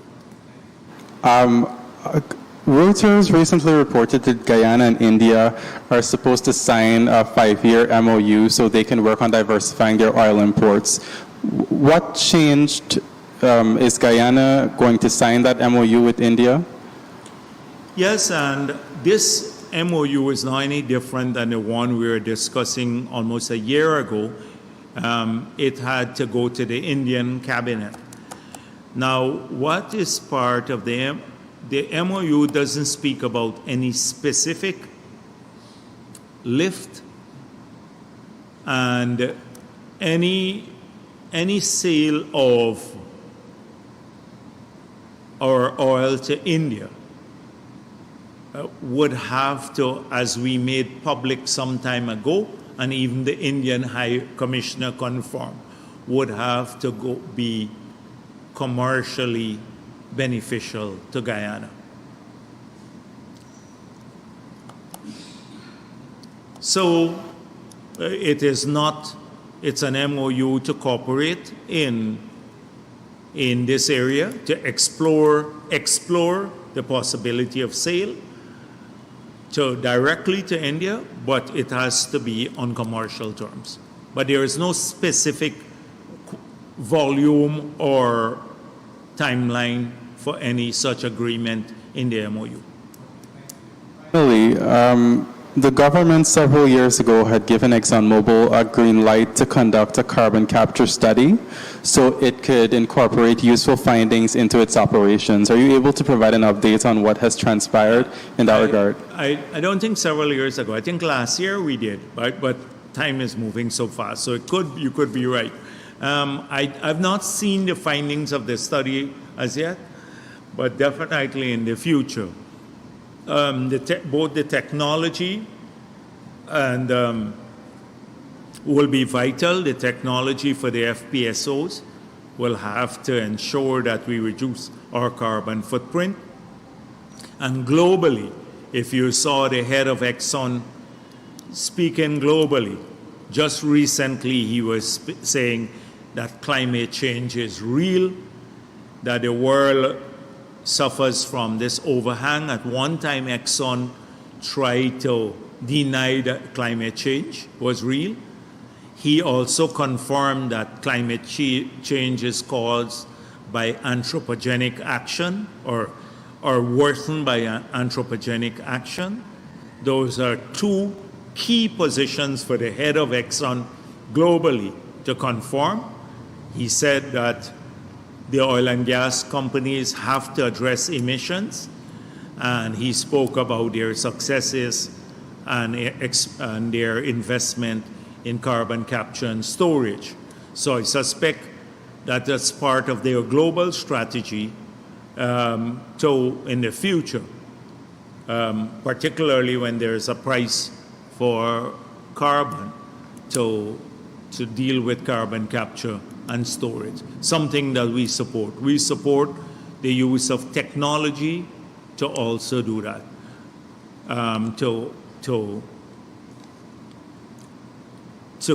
to be one of the tools to achieve net zero. Sure.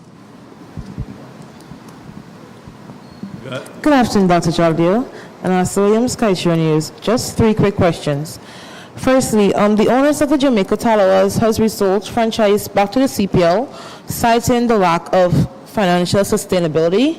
There have been charges and counter-charges about the support to the team given by the Jamaican government.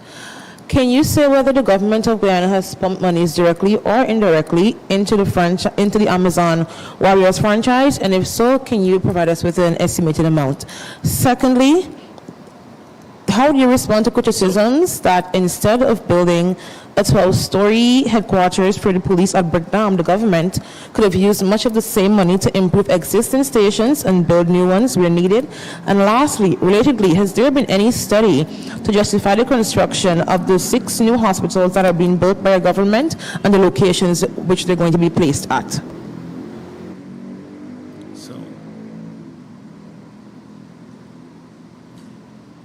So let's start with the Amazon Warriors. There is no financial transfer from the Treasury to the Amazon Warriors. that I know of. We don't have a budgetary provision for it, and there's been no financial transfer to the Amazon warriors from the budget. Whether we had a study to do the 6 hospitals before we started building them to see if they're needed. So I saw the Starbuck News questioning in another editorial hospitals too, questioning about all these hospitals and stuff. So it's the same thing that's been coming. Now clearly, if you look at, it's not 6 hospitals. It's actually 12 hospitals to be built, new hospitals, and possibly another 6 hospitals for substantial rehabilitation. So it's not 6. So what motivated the government to pursue this investment path? Now, first of all, if you look at our manifesto, we said that oil and gas resources will be spent in a number of ways, and we've remained consistent with that. For infrastructure, we said that in 2020 actually, not now. Healthcare, education, vulnerable groups, and to support other industries, and saving some for the future. We did not wait until we got back into government. We outlined where we will be spending the resources. Because we believe that if you have healthy people, if you have educated people, if you have a diversified economy, that even in the post-oil and gas era, our country would continue doing extremely well. And to have a diversified economy, you have to have supporting infrastructure of an economic nature, etc. And we believe that vulnerable groups needed help. So we outlined that. That's the master plan. But we've also decided that we want to redefine primary health care. We wanted to ensure that it's easier for people across this country to have access to better quality health care. So if you look at the hospitals that we are building, the hospital in Skeldon is replaced by a hospital, I think at number 35 or something, 5 there, just in the Skeldon area. It's a replacement hospital. The Skeldon hospital now it can't suit the needs of the people there in that area, can't provide the services. These 6 hospitals, $30 million US each. One there, one at Bath Settlement in Region 5, Fort Wellington upgrade, one at Enmore, so just to replace the Enmore Polyclinic, one at Diamond to replace the existing facility at Diamond, then one at Dekendron, because Region 3 now is the second most populous region in the country, after 4. And then one in the Lima area and a Regina area, because Saudi can't handle those capabilities. Each of these hospitals would have several operating theaters and a whole range of services that the current hospitals cannot provide in a modern environment. In a modern environment with CT scans and all of those things. So you don't need a study to improve the quality of health care. We know what the level of services we want to offer. These are basically replacement hospitals there. Those are the 6. Then there are 4 other hospitals that we are doing, but in the hinterland. These hospitals will be at Lethem.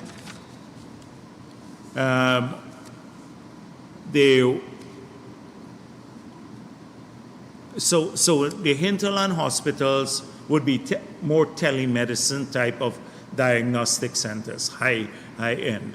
So in each of the 4, 1, 7, 8, and 9, we'll have these at Camarang, in Region 1, at Moruca, and Lethem, and then I think it's not Parmakatoy, it's one of the other villages. I forgot the name of the village in Keto.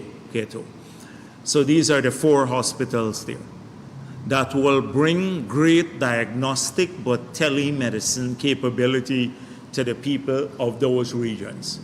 So they will be able to do all the diagnostics. It would cut down our need to fly people out, medevac them, and we can do more complex diagnosing of the patients without the need to have personnel present in the region, because you would be able to see the people from doctors right here in Georgetown or maybe in New York and interface with the patients through the telemedicine capabilities. The one for women and children, I don't think we even need the justification for that.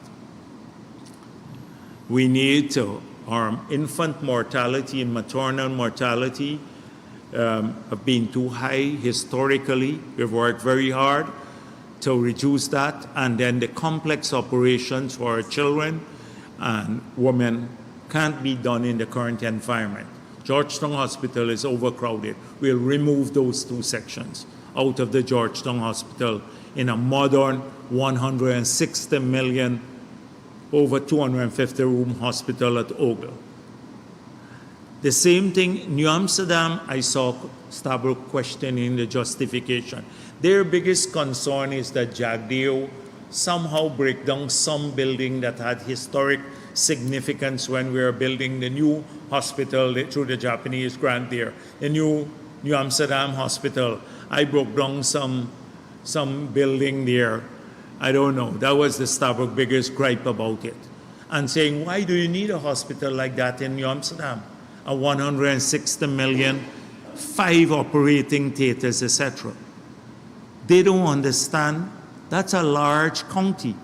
That with a new bridge, and we are going to build a 4-lane bridge across the Berbice River. We already have that in the works. We're planning it, which will start to replace the floating bridge too. It would cater with some of the most sophisticated surgeries for people from Region 5 and 6. The people in those areas deserve also modern facilities, or only Georgetown. Here we should build that in. The people in those regions too. So this is an investment. We must build back an old building there for them in New Amsterdam. Something. And we intend to use the existing hospital to refashion it into the premier, rehabilitate it into a premier mental health facility for the country, because the other facility was run down. We're spending $30 million on upgrading Linden. So the money we spend on upgrading Linden alone would be equivalent to like one of the hospitals we're building, St. Skelton. We're upgrading Linden, upgrading Bess, we're upgrading Bartica.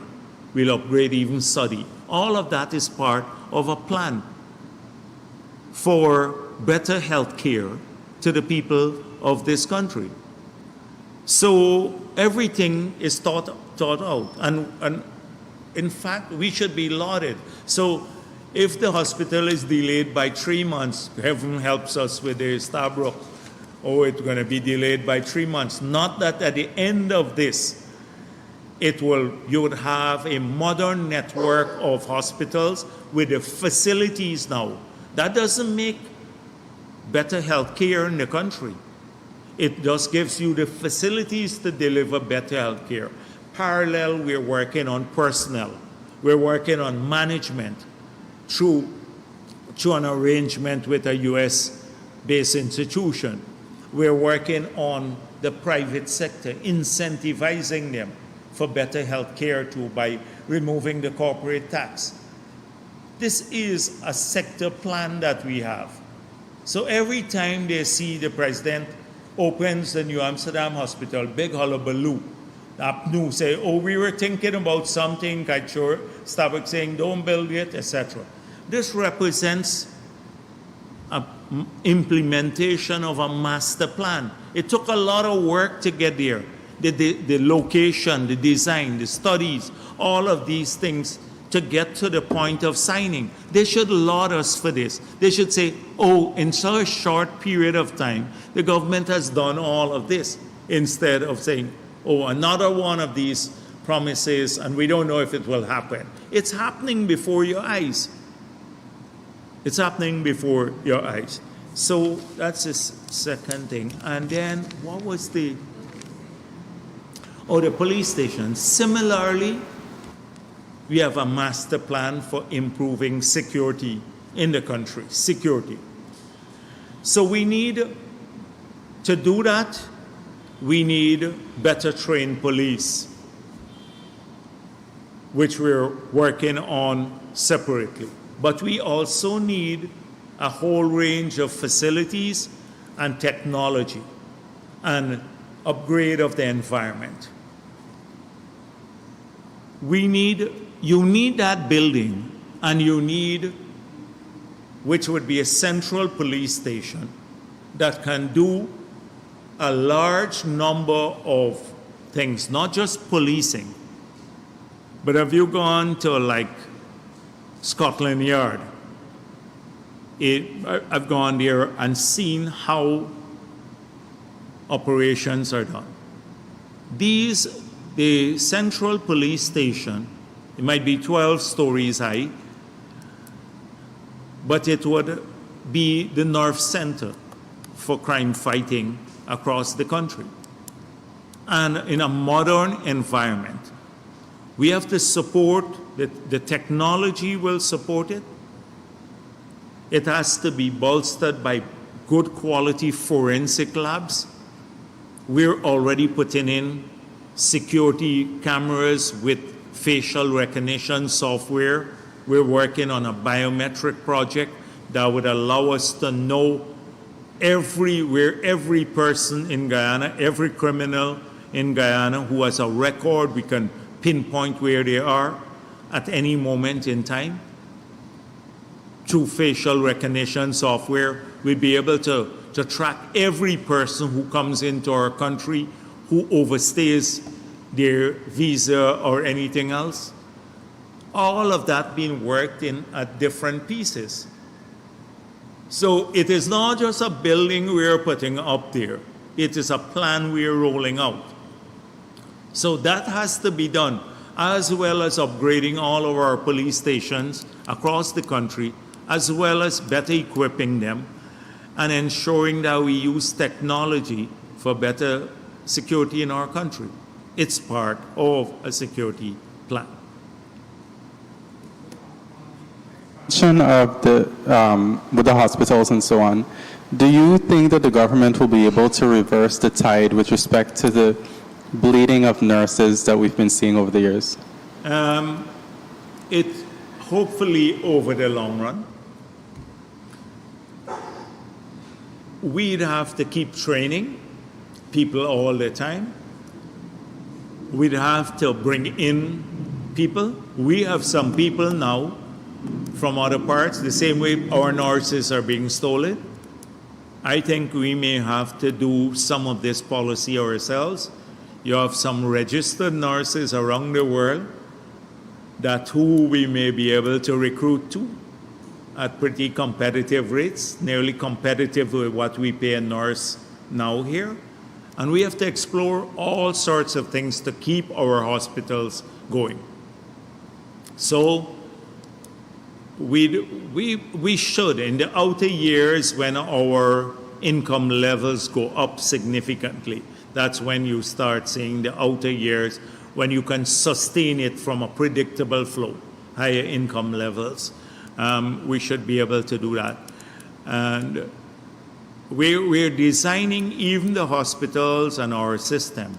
We're designing it in a fashion, although we want to modernize, we don't want to overload ourselves with future recurrent costs.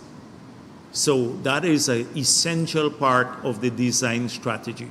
So I can tell you, that is why I said no plan. I can tell you what our security plan is. I can tell you what our health sector plans are. I didn't even go into half of it about how we're rolling this out and better services. Almost every area, even the infrastructure master plan that you see being rolled out across the country now. We can go into it. You ask APNU for any specifics on any of the projects that they were even contemplating, and you will see they don't have those. Yes. Thank you.